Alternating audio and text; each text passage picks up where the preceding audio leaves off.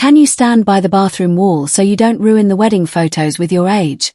said my new daughter-in-law, her voice dripping with false sweetness as she adjusted her veil.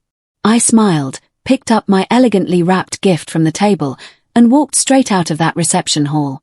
When they discovered what was inside that box, the phone calls started coming at 3 o'clock in the morning and haven't stopped since. If you're watching this, subscribe and let me know where you're watching from. Now, before you start thinking I'm just another bitter mother-in-law, let me back up and tell you how we got here. Because what happened that day wasn't just about a rude comment or hurt feelings.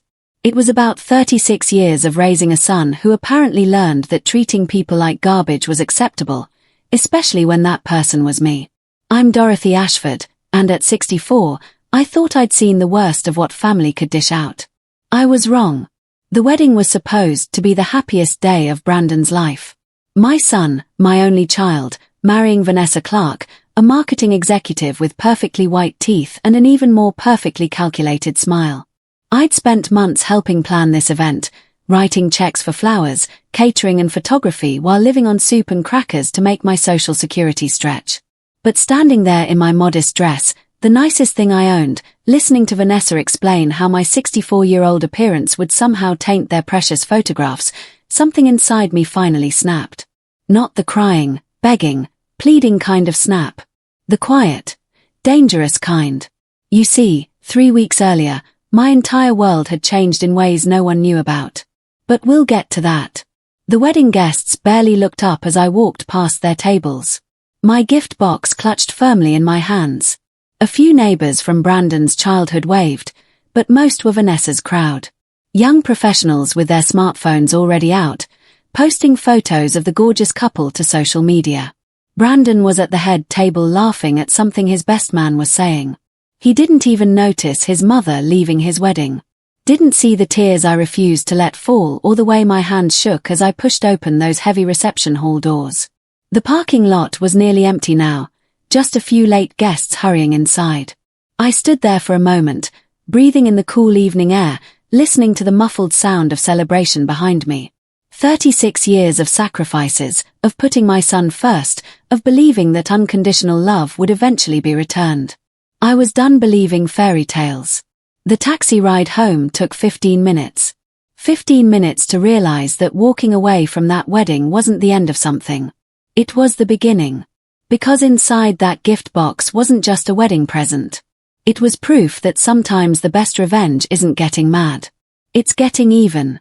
And trust me, what I'd wrapped up in that pretty white paper with the silver bow would change everything. 3 weeks before the wedding, I was standing in Murphy's Corner Market at 9:30 at night, counting out exact change for a can of soup and a package of saltines. $23.47.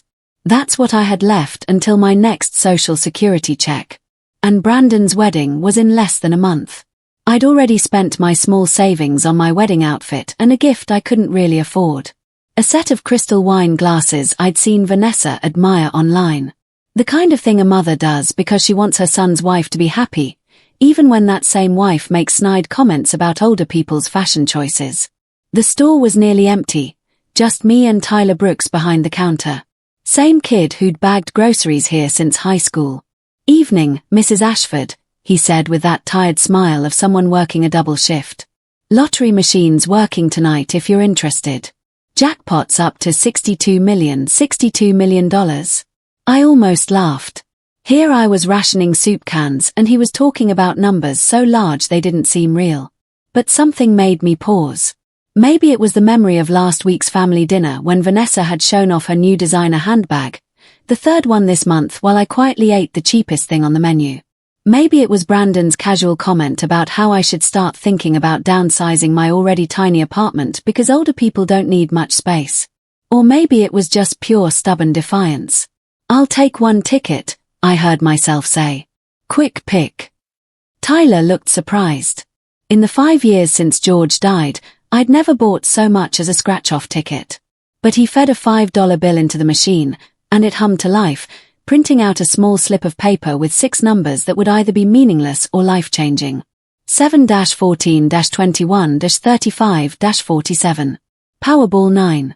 I folded it carefully and slipped it into my purse right next to the grocery receipt that showed exactly how little I had left. $23.47 minus $5. $18.47 to last until next Friday. George would have called me foolish. Dorothy. I could hear his voice. Gambling is for people who can afford to lose money. But George had been gone for 4 years and clearly I'd already lost everything that mattered anyway. The walk home took 45 minutes because I couldn't afford the bus. 45 minutes of replaying every dismissive comment. Every time I'd been made to feel like a burden instead of a mother. By the time I climbed the 3 flights to my studio apartment, I'd made a decision that had nothing to do with lottery tickets. Win or lose, I was done being their convenient source of guilt money and inconvenient reminder of family obligation. The lottery drawing was Saturday night. I watched it the same way I watched everything else. Alone with a cup of tea and the volume turned low so I wouldn't disturb my neighbors. When the numbers appeared on screen, I didn't believe them at first. 7-14-21-35-47. Powerball 9. Every single number on my crumpled $5 ticket. $62 million. I sat there for 10 minutes checking and rechecking, waiting for the mistake to reveal itself. But there was no mistake. I, Dorothy Ashford, woman who ate soup for dinner and walked everywhere to save bus fare, had just won more money than I could spend in 10 lifetimes. The smart thing would have been to call Brandon immediately to share the incredible news with my only family. But I didn't pick up the phone. Instead, I carefully placed the ticket in my jewelry box next to George's wedding ring and my mother's pearls because suddenly I had a very different kind of wedding present in mind. The lottery office in downtown Springfield looked nothing like I'd imagined.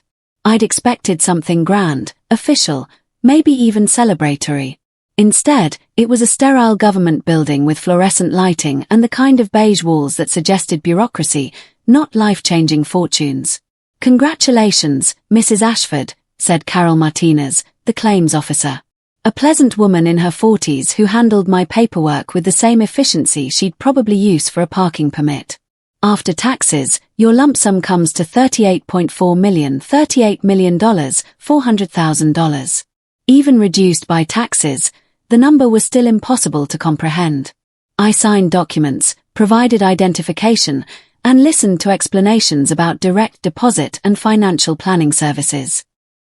Carol was patient, professional, and completely unaware that she was processing the claim of a woman who'd been eating peanut butter sandwiches for dinner just a week ago.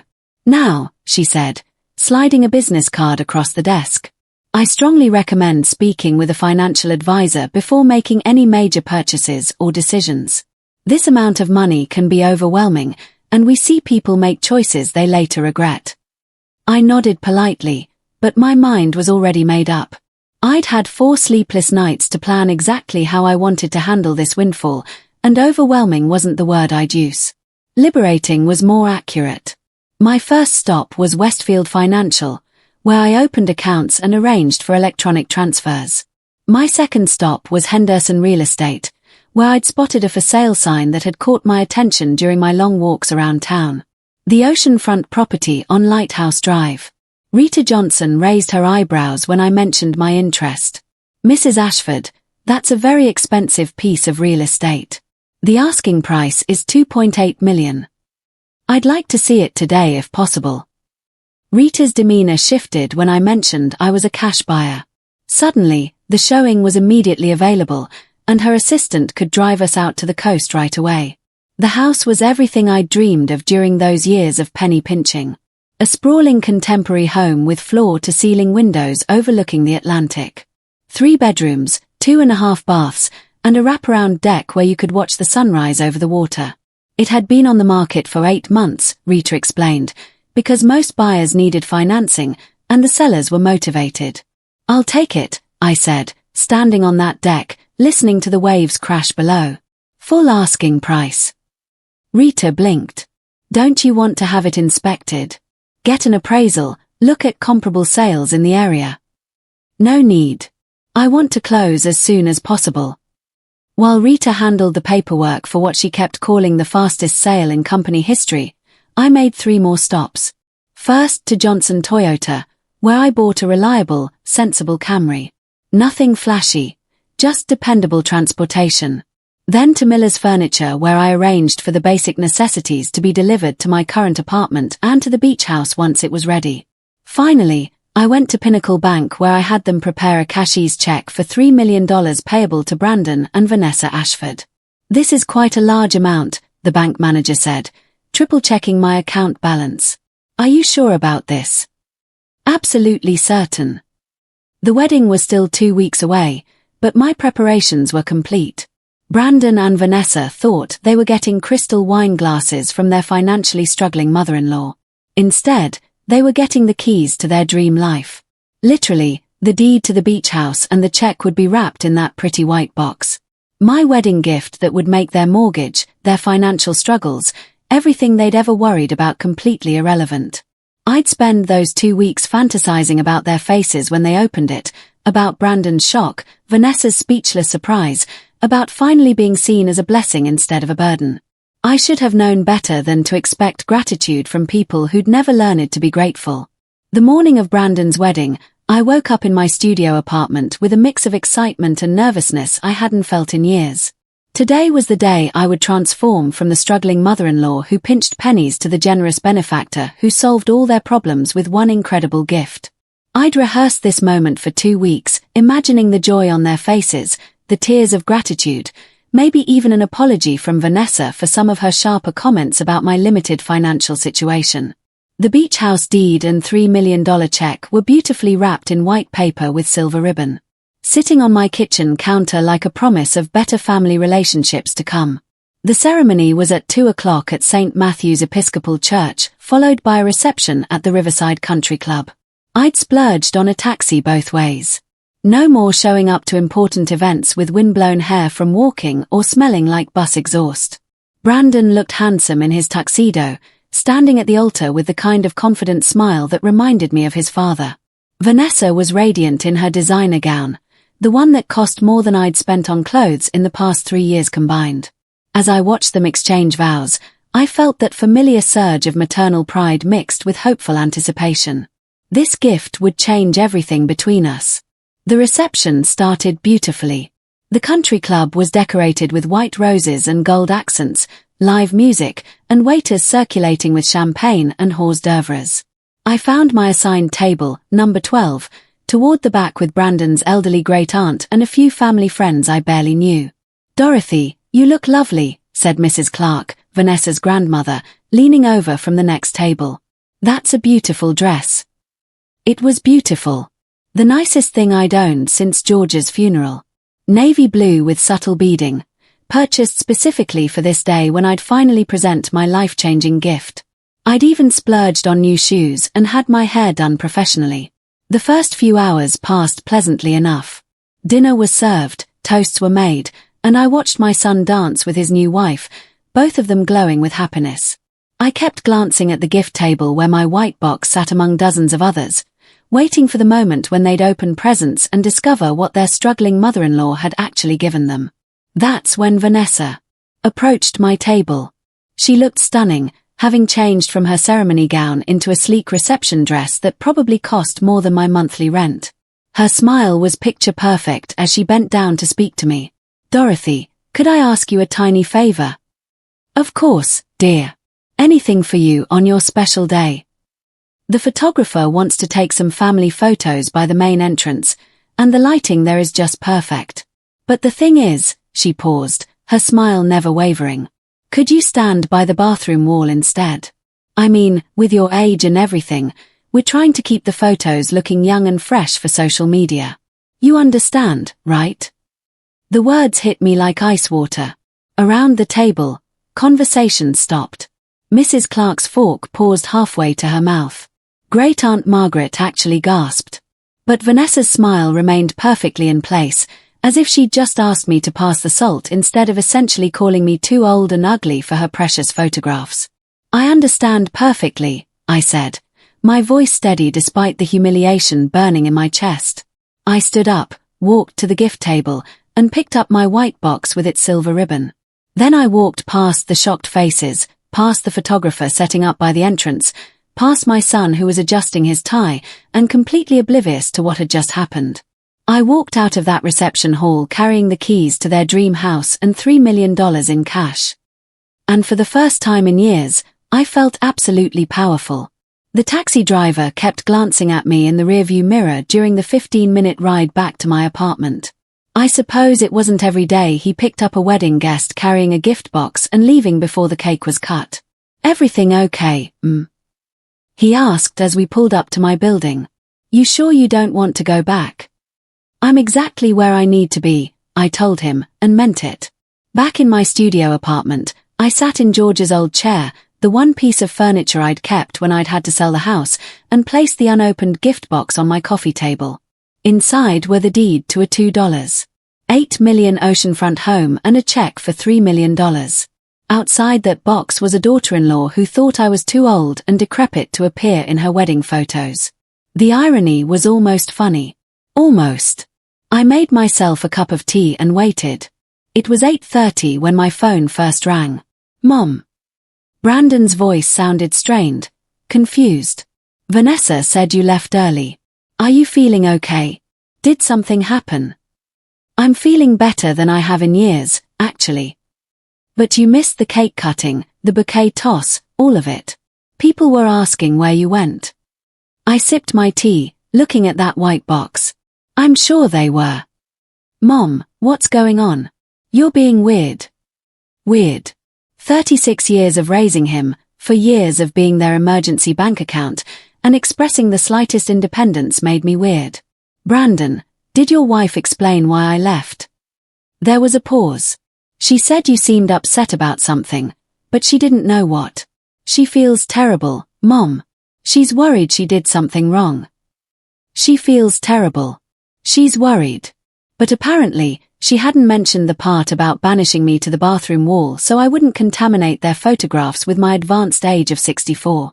"Tell Vanessa not to worry. I'm sure she'll understand everything soon enough." "What does that mean?" "It means you should go enjoy your honeymoon, Brandon. Congratulations on your marriage." I hung up before he could respond. The phone rang again 20 minutes later. This time it was Vanessa, her voice honey-sweet with artificial concern. "Dorothy, I'm so sorry if I did something to upset you tonight. You know how crazy wedding days are. Everything happened so fast and I just hate to think." "Vanessa," I interrupted gently. "Did you ask me to stand by the bathroom wall so I wouldn't ruin your photos with my age?" Silence. Then I was trying to arrange the family photos and I thought. "You thought I was too old and unattractive to be included in your family pictures." "That's not I mean I was just trying to organize things and the photographer said." "The photographer told you to hide the elderly relatives." Another pause. "Dorothy, you're taking this completely wrong. I was trying to be helpful to make sure everyone looked their best." "I looked my best tonight, Vanessa. I spent money I couldn't afford on a dress, shoes, and professional hairstyling so I'd be presentable for your special day. Apparently, my best wasn't good enough." "Dorothy, please don't be so sensitive. It was just about the composition of the photos, not about you personally." Sensitive. There it was. The word that had followed me through 4 years of widowhood, every time I'd expressed hurt or disappointment at their treatment. Too sensitive when they forgot to invite me to Brandon's birthday dinner. Too sensitive when they cancelled Christmas plans at the last minute. Too sensitive when Vanessa made comments about people on fixed incomes needing to adjust their expectations. "You're absolutely right," I said calmly. "I'm being too sensitive. Thank you for the reminder." "So, you understand. And you'll come to the gift opening tomorrow. We're doing it at our place around noon." The gift opening where they'd unwrap their crystal wine glasses and probably make some polite comment about how thoughtful I was before moving on to more expensive presents from other relatives. "I wouldn't miss it," I said. Because I wouldn't. I had 38 million reasons to be there. Sunday afternoon, I stood outside Brandon and Vanessa's rental house holding a different gift. A small box containing a key and a folded piece of paper. The original white box with the deed and check was safely locked in my bedroom closet, where it would stay until I decided what to do with it. The house was full of wedding guests who'd stayed over for the gift opening tradition. Vanessa's parents, her sister and brother-in-law, a few close friends, and several relatives I barely knew. Everyone was in a festive mood, still buzzing from the previous night's celebration. "Dorothy," Vanessa rushed over as I entered, her smile brilliant and completely convincing. "I'm so glad you made it, and I hope you know how sorry I am about any misunderstanding yesterday. Wedding stress, you know how it is." "Of course, dear. Think nothing of it." We settled into the living room, where gift boxes and bags covered every surface. Brandon and Vanessa took turns opening presents while someone kept a list for thank you notes. Expensive kitchen appliances, crystal stemware, artwork, luggage, the kinds of things young professional couples received from their well-off families and friends. My original gift, the crystal wine glasses, was received with appropriate enthusiasm. Vanessa held them up to the light, praising their quality, while Brandon nodded approvingly. "Thanks, Mom. These are beautiful." They were beautiful, and they'd cost me nearly 2 weeks' worth of grocery money. "Actually," I said, standing up, "I have one more gift for you both." I handed over the small box I'd prepared that morning. Brandon looked surprised. It wasn't like me to bring multiple gifts given my limited budget, but he opened it eagerly. Inside was a single key attached to a keychain and a folded piece of paper. Brandon held up the key, looking puzzled. "What's this to, Mom?" I cleared my throat. "It's the key to my new apartment. The address is on the paper." The room fell silent. Brandon unfolded the paper and read it, his confusion deepening. "Ocean View Towers, Unit 4B. Mom, that's the expensive high-rise downtown. How did you?" "I used some life insurance money George left me. Money I'd been saving for an emergency." Not technically a lie. Winning the lottery definitely qualified as an emergency of sorts. I realized after yesterday that I needed to start thinking about my own future, my own living situation. Vanessa's smile was looking strained. "That's wonderful, Dorothy. But why are you giving us the key?" "Because I want you to see it before I move in next week.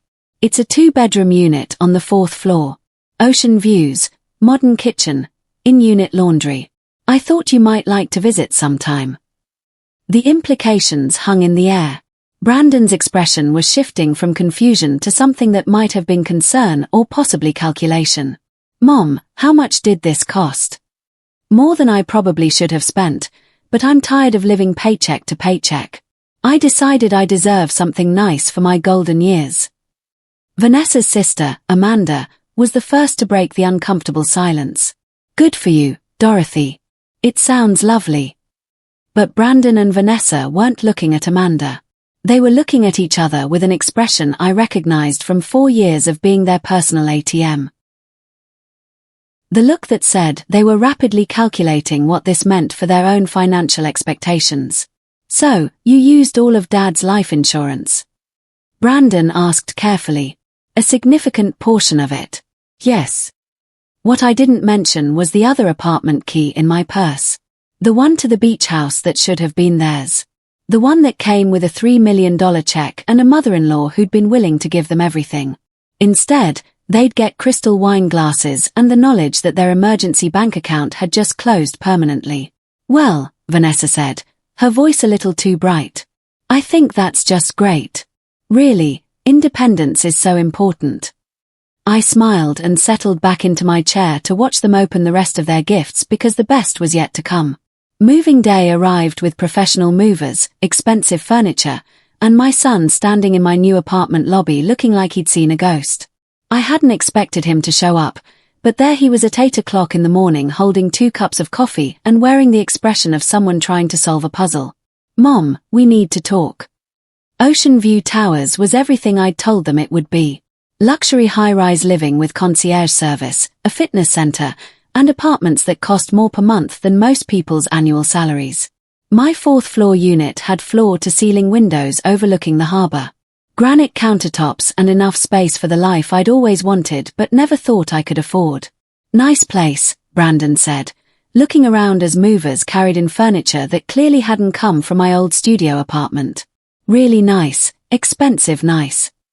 I accepted the coffee, a peace offering, apparently, and watched him process the transformation. Gone was the struggling widow counting pennies for soup cans. In her place was a woman who could afford designer furniture and harbor views. I told you I used your father's life insurance money. All of it. A good portion of it. Yes. Brandon walked to the windows, staring out at the water. Mom, Vanessa, and I have been talking and we're worried about you. This seems really impulsive. Moving to an expensive place, spending money you've been so careful with for years. Are you sure you thought this through? Worried about me. That was rich coming from someone who hadn't called to check if I'd made it home safely after walking out of his wedding. I've never been more sure of anything. But what about your future? What if you have medical expenses or need care? Or... Brandon. I set down my coffee cup. Are you concerned about my well-being? Or are you concerned about what this means for your inheritance? His face flushed. That's not fair. Mom, I'm trying to look out for you. The same way you looked out for me at your wedding. That stopped him cold. For a moment, neither of us spoke while movers arranged my new sofa. Real leather, the kind I'd admired in showrooms but never dreamed of owning.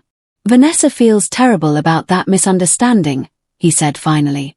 I'm sure she does. She really does, Mom. She's been upset all week, worried that you hate her. I almost laughed. Vanessa was upset, all right, but probably not for the reasons Brandon thought.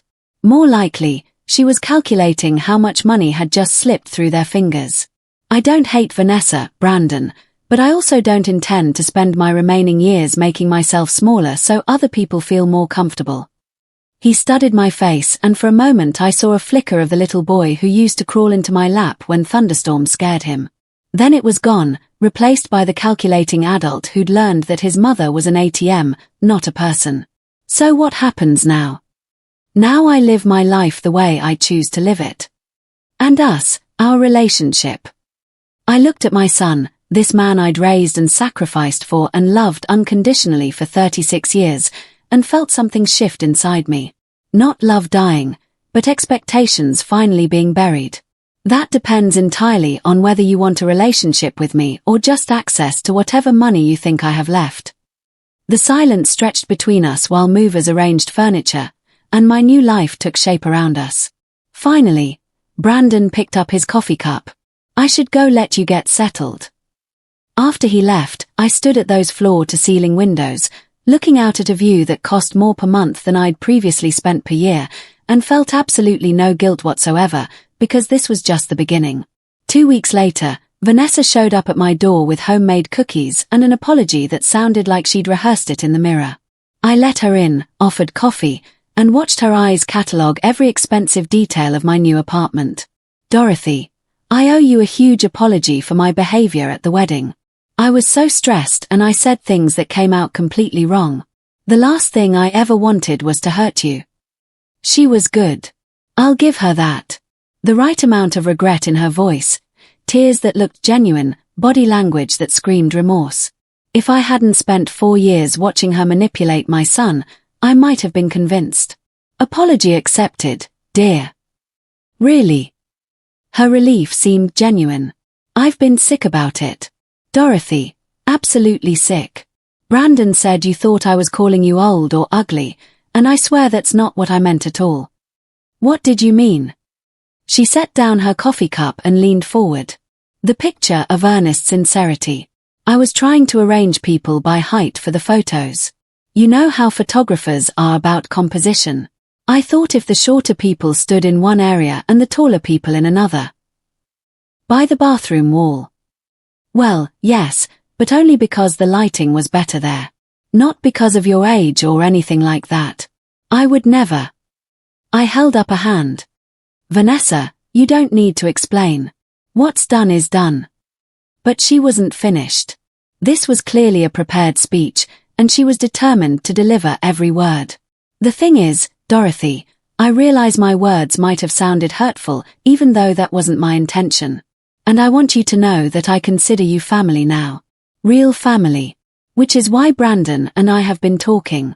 And we'd love to have you over for dinner this weekend, just the three of us, so we can really talk and clear the air. Dinner at their house, where they could pump me for information about my sudden financial upgrade without witnesses. That's very thoughtful. Saturday night, I'll make that pot roast you complimented at Easter. I'd complimented it because I was trying to be polite, not because it was actually good. Vanessa's cooking skills were as artificial as her apologies. I'm afraid I have plans Saturday night. Oh, she looked disappointed. What about Sunday, then? I'm busy Sunday as well. Next weekend. Vanessa, I appreciate the invitation, but I'm finding that my calendar is quite full these days. That wasn't entirely true. I spent my evenings reading, walking on the harbour promenade, or sitting on my balcony watching boats come and go. But for the first time in years, my solitude felt like choice rather than abandonment. Full with what? The question slipped out before she could stop it, revealing the real reason for this visit. She wanted to know what I was doing, where I was going, who I was spending time with, and most importantly, who else might have access to whatever money I'd suddenly acquired. Various things. I'm exploring my options. What kind of options? I smiled and stood up. The universal signal that a visit was over. Thank you for the cookies, Vanessa. They're delicious. She gathered her purse, clearly frustrated that her fishing expedition hadn't yielded any useful information. At the door, she turned back with one more attempt. Dorothy, you know Brandon loves you so much. He's worried that this rift between us is hurting your relationship with him. There's no rift, Vanessa. There's just clarity. What does that mean? It means you should go enjoy your honeymoon, Brandon. Congratulations on your marriage. After she left, I ate one of her cookies, store-bought, despite her claims of homemade, and watched the harbour lights twinkle in the distance. 24 days until they'd realize exactly how much clarity I'd gained, because the beach house closing was scheduled for next month. And when it did, everything would become crystal clear. The private investigator's report arrived on a Tuesday morning, delivered by courier to my apartment. I'd hired Monica Stevens the week after Vanessa's visit, partly out of curiosity and partly out of self-preservation. If they were digging into my finances, I wanted to know what they might find. The report was thorough and enlightening. Brandon and Vanessa had indeed hired their own investigator to trace my sudden wealth. They discovered the new apartment, the car purchase, and the furniture upgrades. What they hadn't discovered was the lottery ticket or the beach house purchase. More interesting were the financial details Monica had uncovered about their own situation. Despite Brandon's recent promotion and their comfortable lifestyle, they were living paycheck to paycheck. Credit card debt, student loans, and a mortgage that consumed nearly half of Brandon's income. They'd been counting on my eventual death to solve their financial problems. The phone calls had started 3 days ago, subtle at first. Mom, I was wondering if you'd looked into long-term care insurance. At your age, it's probably getting expensive. Have you updated your will recently with the apartment and everything? You should probably review your beneficiaries. Vanessa mentioned that her grandmother had a great financial advisor who specializes in retirement planning for seniors. Maybe you should talk to someone professional about managing your assets. Assets, beneficiaries, long-term care insurance. They weren't even trying to be subtle anymore. This morning's call was Brandon again, his voice carrying that forced casualness I'd learned to recognize over the years. Mom, I hate to bring this up, but our investigator friend mentioned that someone might have won the lottery recently. Someone local. Isn't that crazy? Can you imagine suddenly having all that money? My coffee cup paused halfway to my lips. Investigator friend. Oh, you know Derek Coleman from high school. He's a private investigator now. We were just talking and he mentioned this lottery thing. Weird coincidence, right? They knew. Maybe not everything, but they knew enough to be asking the right questions. Very weird, I agreed. The thing is, if someone did win that much money, they'd probably want to be careful about who they told. You know how people can get when there's that much cash involved. Friends, family, everyone suddenly needs help with something. The irony was breathtaking. My own son was warning me about family members who might take advantage of lottery winners. That's very wise advice, Brandon. So, hypothetically, if you knew someone who'd come into money suddenly, you'd tell them to be really careful about who they trust, right? Absolutely. I'd tell them to be especially careful about family members who'd already shown they view them as a source of money rather than a person worthy of respect. Silence on the other end of the line. Mom, what are you saying? I'm saying that if someone won the lottery, they'd probably want to make sure their gifts went to people who appreciated them for reasons beyond their bank account balance. Are you? Mom, did you win the lottery? I looked out my harbor view windows at the life I'd bought with my winnings. Then at the beach house deed sitting in my desk drawer, the deed that should have been their wedding present. I think this conversation has gone on long enough, Brandon. Mom, wait. I hung up and turned off my phone because tomorrow was the day I'd been waiting for. Tomorrow the beach house purchase would be finalized. The $3 million check would be deposited and my preparations would be complete. Tomorrow I'd give them exactly what they deserved. The beach house was everything I'd dreamed of and more. Standing on the wraparound deck at sunrise, watching dolphins play in the waves beyond my private beach. I understood why people said money couldn't buy happiness. It couldn't. But it could buy freedom from people who made you unhappy. I'd been living here for a week, having quietly moved my most important possessions while keeping the downtown apartment as a decoy. Let Brandon and Vanessa drive by Ocean View Towers, looking for signs of my daily routine. Let them wonder how often I was home, who I was seeing, what I was planning. My phone had been buzzing constantly since our last conversation. Calls, texts, voicemails that grew increasingly desperate as they realized I wasn't answering. Finally, yesterday, Vanessa had shown up at the downtown apartment. According to the doorman, who'd been well compensated for his discretion, she'd waited in the lobby for 3 hours. This morning, she tried a different approach. The text message was a masterpiece of manipulation. Dorothy, Brandon is in the hospital. Please call immediately. I called the hospital directly. No, Brandon Ashford admitted. No emergency room visits. Nothing. So I called her back. Dorothy, thank God. Brandon collapsed at work and they rushed him to Springfield General. Can you meet us there? Vanessa. I just called Springfield General. Brandon isn't there. Silence then. Well, maybe they transferred him. Or maybe I misheard the name of the hospital in all the confusion. Brandon isn't in any hospital, Vanessa. More silence. We need to talk, Dorothy. Face to face. There are things you don't understand. Such as the fact that you winning the lottery affects more people than just you. There it was. The mask finally slipping completely off. How does my winning the lottery affect you, Vanessa? Because we're family. Because we've been counting on you. Planning around you being part of our financial future because Brandon is your only son and you can't just cut us out because of one stupid comment I made at our wedding. One stupid comment. Yes. One comment that I've apologized for 100 times and you're acting like I committed some unforgivable sin. It's not fair, Dorothy. It's not fair to punish us forever because I misspoke one time when I was stressed. I walked to my beach view windows, watching waves crash against rocks that belong to me now. You're right, Vanessa. It's not fair to punish you for one comment. Thank you. I knew you'd. Which is why I'm not punishing you for the comment. Then what? I'm punishing you for thinking that comment would work. For believing you could humiliate me publicly and then manipulate me privately. For 4 years of treating me like an ATM with legs. For raising my son to believe that his mother exists to solve his financial problems. Dorothy, that's not. For assuming that blood relation gives you the right to my money, but not the obligation to treat me with basic human decency. Her voice turned cold, calculating.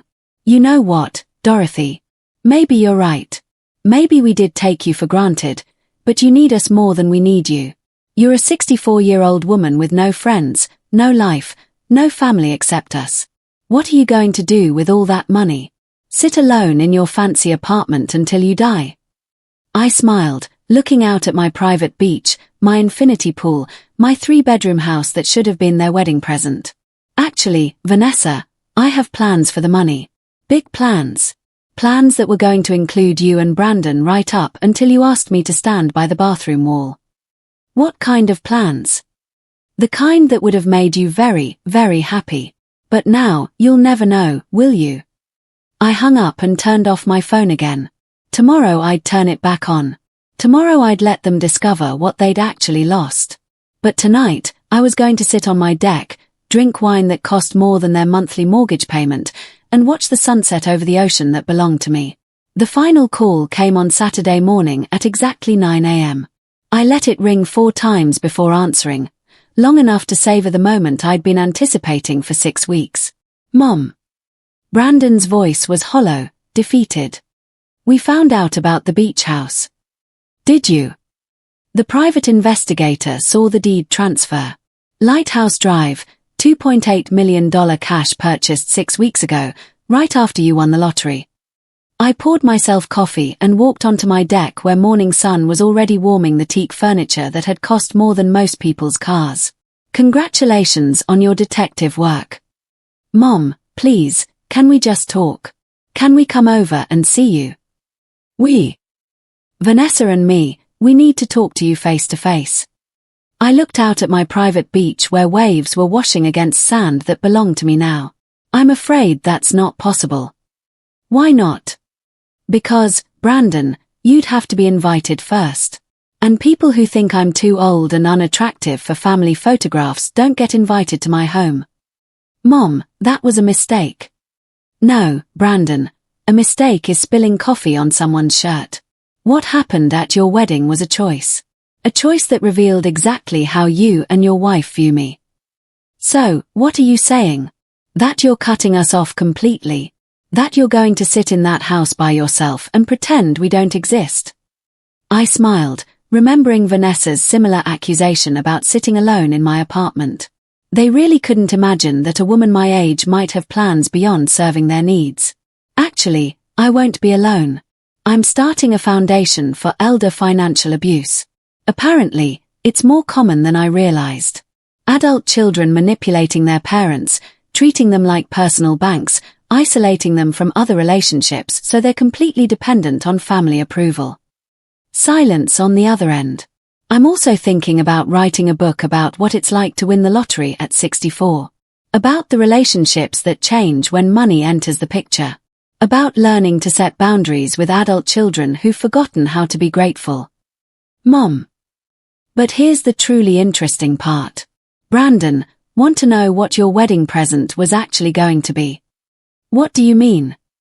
I walked to my desk and pulled out the original gift, the white box with silver ribbon that I'd carried out of his wedding reception. Inside were the beach house deed and a cashier's check for $3 million. Both made out to Brandon and Vanessa Ashford. I had wrapped up the deed to this house and a check for $3 million. I was going to give you everything. The house, the money, the solution to all your financial problems. I was going to keep just enough for myself to live comfortably and give you the rest. The silence stretched so long I thought the call had dropped. You're lying, he finally whispered.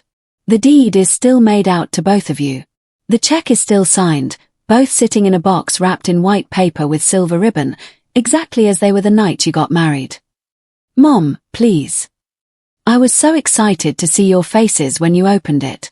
I imagined your joy, your gratitude, maybe even an apology from Vanessa for some of her sharper comments over the years. I spent 2 weeks fantasizing about becoming the generous mother-in-law who solved all your problems with one incredible gift. We can fix this. But instead, your wife decided I was too old and ugly for your precious photographs. And you, Brandon, you stood there and let it happen. I didn't know. You didn't know because you weren't paying attention to your mother. You were paying attention to your social media photos and your reception timeline and everything except the woman who'd raised you and sacrificed for you and was about to give you everything she had. I could hear crying now. Whether Brandon or Vanessa, I couldn't tell. So, Here's what's going to happen. I'm keeping the house, the money, and my dignity. You're keeping the crystal wine glasses and the memory of what you chose when you had to pick between treating me with respect and treating me like furniture. Mom, wait. And Brandon, if you're ever ready to have a relationship with me that isn't based on what I can give you financially, you know where to find me. I'll be the old woman sitting on her private beach, living her best life. I hung up and turned off my phone. Then I walked onto my deck, looked out at the Atlantic Ocean that stretched endlessly toward the horizon, and smiled. Because sometimes the best revenge isn't getting even. Sometimes it's getting everything. Thanks for listening. Don't forget to subscribe and feel free to share your story in the comments. Your voice matters.